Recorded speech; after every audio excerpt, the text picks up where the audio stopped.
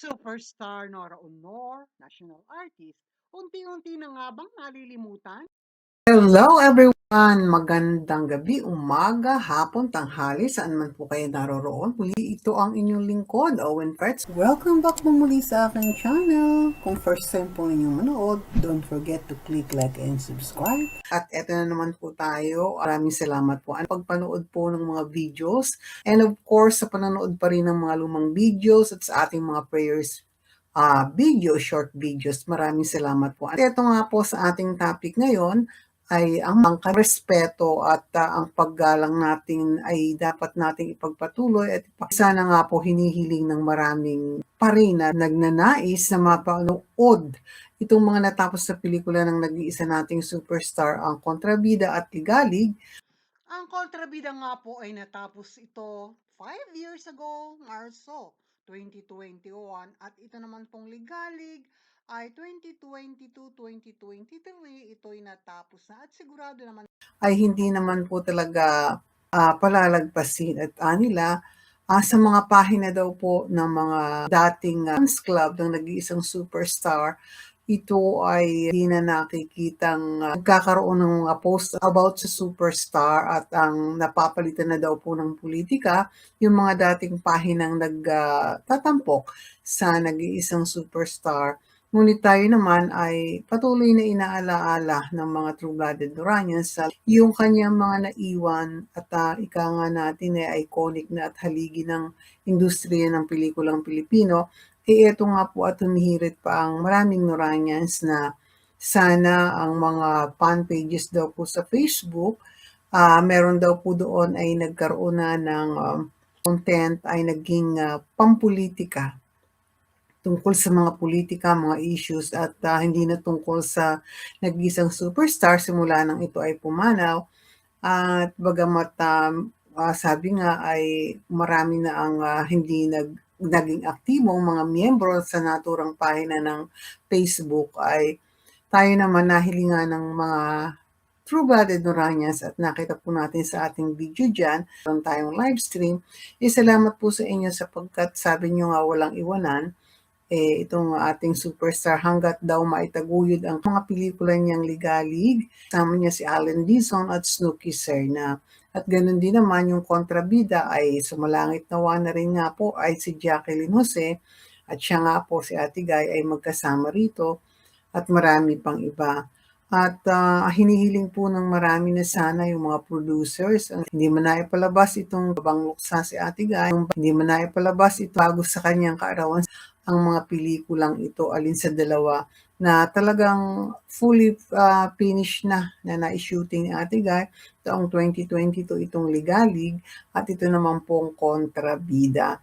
At ito nga po, ang patuloy pa rin pag-iiwan ng mga mensahe, DM, direct messages, chats, ng mga team abroad, mga kaibigan na po natin na sabi ko nga tayo ay merong naging kaibigan. Ay hindi naman po sa dami pa, kung hindi yung patuloy na nag-aalaala, nagmamahal, at nakaka-miss. At nandoon ang lungkot, bagamat sabi nga nila palagi na lang silang nakakadalaw sa puntod sa libingan ng mga bayani ng nag-iisang superstar. sa katotohanan po naman, hindi nawawala ng dalaw sa puntod at pag-aalay ng mga bulaklak na nanggagaling pa sa iba't ibang bansa. Laging dumadalo sa puntod ng superstar ang marami. Sinasabi nila ay Ma'am Owen, ipapaalam sa lahat na talagang nag-a-active pa tayo. At ito nga may nanawagan na sana po sabihin ninyo sa live stream. Alam po ninyo kahit na konti ang nanonood ng live stream, nagkakaroon naman po ng replay at binabalik-balikan. Makarating po sa kayo na uukulat daw. Ito ang pakiusap ng marami nga po na ang pelikulang Ligalig at Kontrabida na natapos ng ating superstar o ating national artist Nor Honor ay mapanood ba nga po. Marami po rin ang nagsusumamo at nagparating ng mensahe. Nawa daw po ay wala na daw po kasing nagbablog, wala na ding nagpo-post sa Facebook.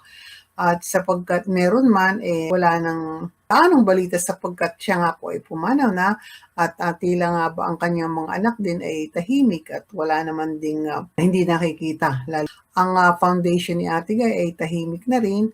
kasabay ng kanyang pagpanaw ay tila daw ba nawalan ng gana o hindi na nagkaroon muli ng pagkikita-kita na madalas o pagpupulong-pulong ang naturang mga samahan o fans club, na naiintindihan naman po natin sapagkat siya nga po ay wala na. Ngunit ang sabi naman ng marami na sana ay huwag palagpasin ang mga pagkakataon pa na sana'y magkaroon pa rin ng pagtitipon at itaguyod na mapanood ang kanyang pelikulang Ligalig at ang kanyang pelikulang Kontrabida ay maipalabas. Kung hindi man sa mga sinihan, ito ay katulad ng ginagawang sa Folk Arts Theater or sa CZP at magtipon-tipon daw po ang mga Noranians pa na nandiyan sa Pilipinas. Nakakalungkot man ay sinasabi po nila na napalitan na nga ng mga post ang dating mga fans club at nauwi daw po ito sa mga political issues at alam na po natin ang nangyayari sa Pilipinas. Kaya nalulungkot po ang marami, lalo na nga po dito sa Team Abroad. At ito po ay patuloy na ipinapanawagan sa mga kinauukulan, sa mga pinuno ng samahan o mga staff behind ang mga fans club pa rin na active. At sabi nga nila ay meron pa rin ilang nagtipon-tipon, nagdaos ng party, ngunit hindi na daw po katulad ng dati. At sa mga anak naman ng superstar, sabi nila ay tanging si Ian at ang bunsong lalaking si Kenneth ang siyang patuloy na halilo at nakikipagsaya at dumadalo sa mga taong nag-iimbita, sa mga nagbibigay ng pag-alaala, karangalan, concert. Si Ian ay naroon at walang sawang sumusuporta at nakikiisa sa mga true-blooded Noranians. So, iyan po, kaya iyan po ay kahilingan, lalo na po ng mga Team Abroad. Palagi ko pong sinasabi, hindi naman dahil sa kailangang marami, kung hindi marinig at maiparating ang kanilang kahilingan, hindi lang po sana at nawa nais pong manood ang mga pelikulang itong Ligalig at Kontrabida o maipalabas at maisali sa isang film festival na diyan lamang po sa local film festival na ginaganap tuwing Disyembre, ang Manila Film Festival. Nawa ito ay maipalabas.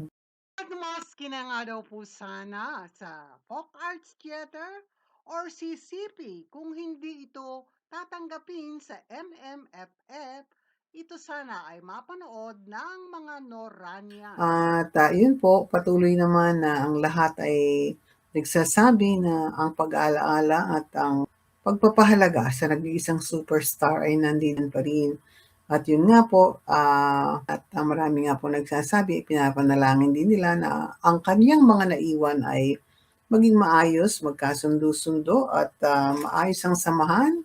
At sabi nga po ay kung ano man ang hindi pagkakaunawaan, kung meron man, bagamat hindi na po natin busy sa iyon, maayos, family, yung mga anak mula kay Lotlot, si Ian, si Matet, si Kiko, si Kenneth, ang kanilang pamilya at pa rin ang lahat na magkasundo sila at magkaisa sa pangangalaga ng legasiya ni Ate Guy. Huwag po nating kalimutan lagi ipanalangin ang ating sarili ding pamilya na lagi tayong gabayan ng Panginoon iligtas ang ating mga mahal sa buhay, sa kapahamakan. And of course, ang mga nangyayari po hindi lamang sa Pilipinas ay marami na ring pagpapaalaala sa atin ng Panginoong Diyos na talagang ang sabi nga ay repentance, pagbabalik loob ang dapat at higit sa lahat sa mga nangyayari. Hanggang sa muli po, itong inyong lingkod, Owen Fretz, at salamat po sa inyong lahat. Don't forget to click like and subscribe.